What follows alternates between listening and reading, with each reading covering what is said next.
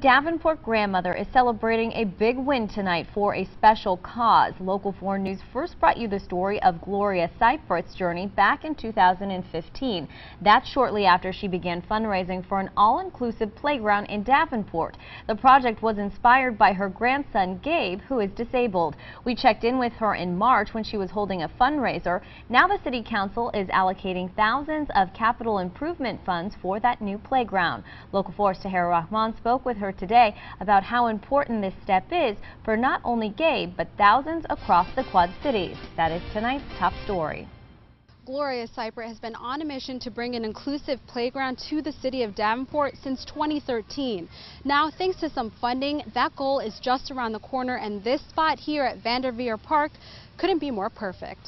He thinks Vanderveer is his park, because we'll say we're going to go to Gabe's park and go to Gabe's park. But see, he can't access it. That's how the idea for Gabe's all-inclusive play village began in 2013. His grandmother, Gloria Seifert, has been on the journey ever since. I had never spearheaded a project like this, not knowing. Probably a good idea that I didn't know what I was getting myself into. Now, $85,000 is coming their way. The money was already budgeted for the current playground, which has been due for an upgrade since the 90s.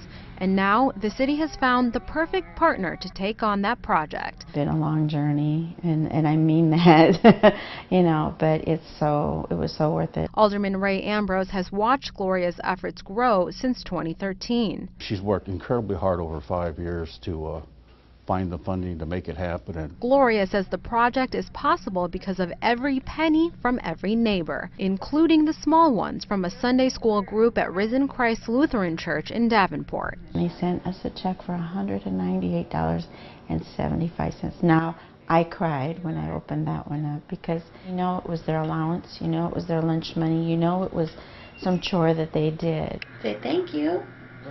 Now, not only will Gabe have access to Gabe's Park, but so will nearly 5,000 across the Quad Cities. If you meet these kids and meet their parents and listen to their struggles, it just makes you stronger. We're going to do this. We're going to do this, you know. We have to do it. Now, Gloria Seifert says that they are on track to break ground here in the spring. This whole entire playground will be revamped and doubled in size. Part of the changes include substituting these wood chips for a more foam-like substance that would be safer for all kids. In Davenport, Tahira Rahman, Local 4 News.